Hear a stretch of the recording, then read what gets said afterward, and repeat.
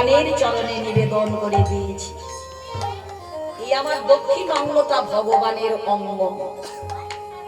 ভগবানের দুঃখ থেকে তাই আমার নয়ন থেকে বাড়ি বরিশন হচ্ছে। তুমি এত বড় ভক্ত, তাহলে প্রভুর দুঃখ তুমি খণ্ডন করতে পারো না? তুমি তো পারবে। তাহলে এত বড় ভক্ত হয়ে ভগবানের দুঃখ থেকে তোমার দুঃখ, তাহলে তুমি দুঃখ খণ্ডন করো। বললেন গৌরী আমি পারবো না। তাহলে কে পারবে? বলে তুমি পারবে। প্রভুর দুঃখ খণ্ডন করতে তুমি পারবে। তাহলে বলো কিভাবে দুঃখ খণ্ডন করা যাবে? আমি সেইভাবেই প্রভুর দুঃখ খণ্ডন করব। তখন বললে তুমি এক কাজ, তুমি সীতারূপ ধারণ করে তুমি এই বনের মধ্যে গিয়ে প্রভুর সম্মুখে দাঁড়াও। প্রভু তোমাকে দর্শন করে তার সীতাকে সে কাছে পেয়েছে বলে প্রভুর মনে একটু আনন্দ হবে, তার দুঃখটা দূরীভূত হয়ে যাবে। বললেন প্রভু তুমি যা আদেশ করছো আমি যেন সেই আদেশ অক্ষরে অক্ষরে পালন করতে পারি। এইবার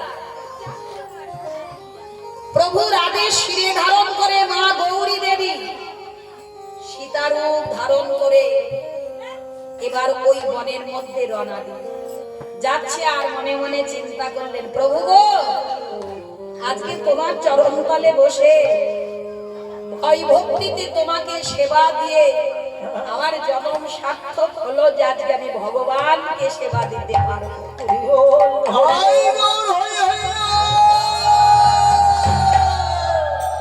বিশ্ব জগৎ সংসারে মানুষ দেবতা যক্ষ রক্ষ গন্ধর্ব কিন্ন যোগী ঋষি মুনি সাধু গুরু বৈষ্ণব এবং ভক্ত অভক্ত পশু পাখি কীট পতঙ্গ বৃক্ষলতা সবাই চায় ভগবানের সেবা করতে।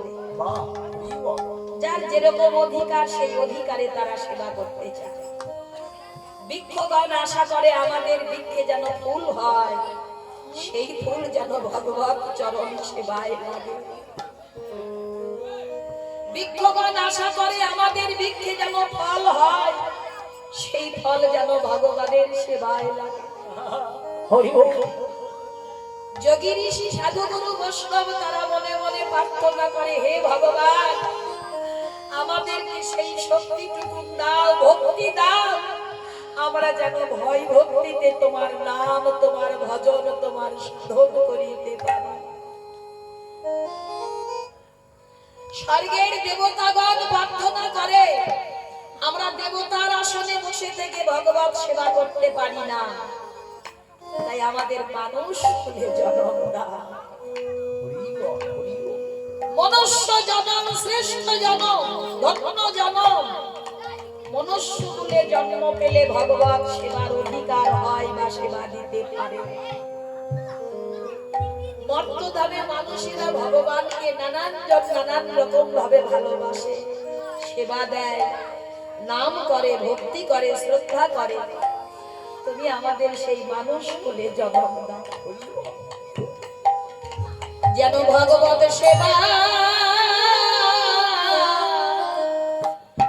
লাগিতে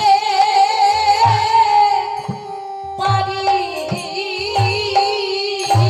যেন ভগবত সেবা লাগিতে পারি। যেন ভগবত সেবা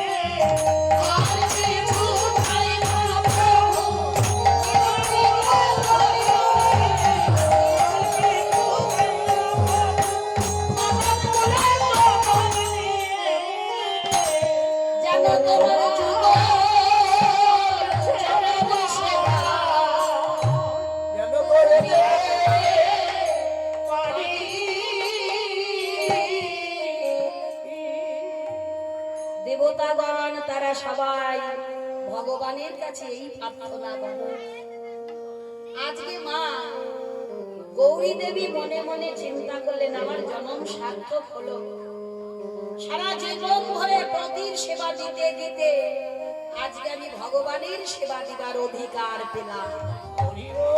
প্রভু গো, আমি যেন তোমাকে প্রতিরূপে সেবা দিয়ে তোমাকে একটু আনন্দ দান করিতে পারি, এই অভিলাষ নিয়ে মা আমার ধীরে ধীরে চলিলে ভগবান রামচন্দ্রের নিকটে। লক্ষণ ছিলেন কুঠিরের বাহিরে। দূর থেকে লক্ষণ দেখলে মা আসছে।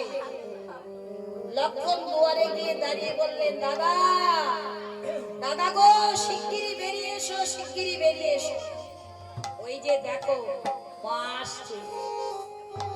আমরা খানিক আগে যে মাকে হারিয়েছিলাম, ওই যে দেখো সেই মা আসছে। ভগবান রামচন্দ্র ধীরে ধীরে কুঠির থেকে বেরিয়ে এলো। সত্যি তো সীতা ঠাকুরানী আসছে। এসো সীতা, এসো এসো আমার ভক্তি, এসো। তুমি যে সেই রাজার কুলের কুলবধূ, তাই এসো আমার ভক্তি, এসো। মা গৌরী দেবীও ছুটে যাচ্ছেন, প্রভু রামচন্দ্র ছুটে যাচ্ছেন। বহুজনকে হৃদয় পরশ করবে। যখন কাছাকাছি গেল, মায়ের বদনের দিকে প্রভু রামচন্দ্র লক্ষ্য করল। বদন কমল দর্শন করে সঙ্গে সঙ্গে নতজানু হয়ে বসে হাত জোর করে বললেন, মা মাগো, সন্তানেরা যখন দুঃখে পড়ে, এইভাবে জননীরা ছুটে আসে সন্তানকে একটু আনন্দ দিতে, তাই না মা? তুমি যে আমার সীতা না মা, তুমি যে আমার মা। মা তুমি আমার প্রণাম নাও মা, তুমি যে আমার জগৎ জননী মা। আমি যে তোমার সন্তান, তাই সন্তানের এত দুঃখ দেখে, তাই তুমি আমাকে একটু সান্ত্বনা, একটু আনন্দ দিবার জন্য তাই ছুটে এসেছো মা। নাও মা, নাও আমার প্রণাম নাও। গৌরী চমকে উঠে বলছেন, আমি তো সর্বঙ্গ সীতার রূপই ধারণ করেছি, তাহলে আমাকে মা বলছি কেন? না না না প্রভু না, আমি তোমার মা নয়। ভালো করে তাকিয়ে দেখো, আমি তোমার সীতা। মাগো জগৎ জননী, মাগো দশভুজা দুর্গা দেবী, মাগো কাত্যায়নী, সর্বঙ্গ তুমি আচ্ছাদন দিয়েছো, কিন্তু তুমি যে ললাট নেত্রধারিণী, সর্বঙ্গ তুমি ঢেকেছো, কিন্তু ললাট নেত্র তুমি ঢাকতে পারো না। মা ললাট নেত্রটা ঢাকার সময়ই পায়নি। প্রভুকে সেবা দেবে, ভগবানকে সেবা দেবে প্রতিরূপে, এই আনন্দে ধাবিত হয়ে ছুটে যাচ্ছে।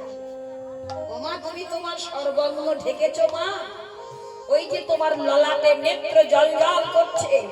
তুমি ত্রিনয়নী, তুমি দশভুজা দুর্গা দেবী কাত্যায়নী, তাই তুমি আমার মা। মা, সন্তানেরা যখন দুঃখে পড়ে, সন্তানদের যখন কষ্ট হয়, দুঃখ হয়, জগতের প্রত্যেকটা মা যেমন ছুটে আসে সন্তানকে আনন্দ দেবার জন্য, সন্তানের দুঃখ দূরীভূত করার জন্য, মা তাই তুমি ছুটে এসেছো আমার কাছে, তাই না মা? মায়ের চরণে প্রণাম করলে। মা থমকে দাঁড়িয়ে বললে, প্রভু আমি যে আশা নিয়ে এসেছিলাম, আমার আর সে আশা পূর্ণ হলো না। জীবনে কতদিন ভয় ভক্তিতে ভগবানকে প্রতিরূপে সেবা দিতে পারি নাই, হয়তো পারবো না। আজকে প্রভুর ইচ্ছায় একটা সুযোগ পেলাম, সে সুযোগও আমার হারিয়ে গেল। মা থমকে দাঁড়িয়ে মনে মনে বলছে, হে ভগবান, বিশ্ব জগৎ সংসারে প্রত্যেকটা জীবের আশা যদি পূর্ণ করে থাকো, আমি কি অপরাধ করলাম, আমি কি অন্যায় করলাম, যেই দাসের আশা তুমি পূরণ করলে না? ভগবান অন্তর্যামী ভগবান মায়ের এই দুঃখ, মায়ের এই মনের কথা জেনে মাকে বললেন, যাও মা, তুমি যে আশা নিয়ে এসেছিলে এই ত্রেতা যুগে তোমার সেই আশা পূর্ণ হলো না, তাই আমি তোমাকে কথা দিলাম আগত দাপর যুগ, সেই দাপর যুগে মধুর শ্রী বৃন্দাবনে আমি আবার আসব কৃষ্ণ অবতারে, নন্দ মহারাজের ঘরে যশোদার দুলাল রূপে। সেই দিন তুমি হবে বৃন্দাবনের মা যোগেশ্বরী, যোগমায়া কাত্যায়নী। সেই দিন বৃন্দাবনে যে আমি লীলা খেলা করব, সেদিন আমার ইচ্ছায় আমি লীলা করব না, সেদিন তোমার ইচ্ছায় আমি লীলা করব। তুমি আমাদেরকে দিয়ে যে লীলা করে আনন্দ পাবে, আমরা তোমার ইচ্ছায় সেই লীলা করে তোমাকে আনন্দ দান করব। এই বলে ভগবান মাকে বর দান করলে, সেই পূর্বের বর অনুযায়ী আজকে আমার মা দশভুজা দুর্গা দেবী, তিনি হলেন কাত্যায়নী বরাই বুড়ি। এই বৃন্দাবনে যত কিছু লীলা হয় মা যোগেশ্বরী, যোগমায়া, বরাই বুড়ির দ্বারাই বৃন্দাবনের লীলা হয়। আজকে সেই বৃন্দাবনের ব্রজগোপীগণ কাত্যায়নী ব্রত করে মায়ের কাছে প্রার্থনা করলেন, মা, আমরা যেন নন্দলালাকে প্রতিরূপে সেবা দিয়ে তাকে একটু আনন্দ দান করতে পারি। মা বর দিয়ে চলে গেলেন কৃষ্ণের কাছে, গিয়ে বললেন, নন্দলালা, বৃন্দাবনের ব্রজগোপীগণ তারা কঠোর তপস্যা করছে তোমাকে প্রতিরূপে সেবা দিয়ে তোমাকে আনন্দ দেবে। তারা কিন্তু বলেনি যে প্রতিরূপে সেবা দিয়ে আমরা আনন্দ পাব, কারণ কৃষ্ণ অনুরাগী ভক্ত কখনো নিজেদের সুখের জন্য এই প্রার্থনা করে। ভগবানের যেন সুখ হয়, ভগবানের যেন মঙ্গল হয়, ভগবত সেবায় সুখী করার জন্য ভগবানের সেবা করে। আজকে মা গিয়ে যখন বললেন, মায়ের আদেশ শিরে ধারণ করে এইবার তিনি চললেন। এসে দেখছেন ব্রজগোপীগণ তারা বসন তীরে খুলে রেখে রেখে ওই যমুনার জলে জল তৈরি করছে। মনে মনে চিন্তা করলেন, তোমরা ব্রজগোপী, তোমাদের প্রত্যেকের ঘরে স্বামী আছে, আর তোমরা মা কাত্যায়নী ব্রত করতে এসেছো, যমুনায় স্নান করছো, কেউ তোমরা বসন পরিধান করে নাই, বসন খুলে রেখে যমুনার জলে স্নান করছো।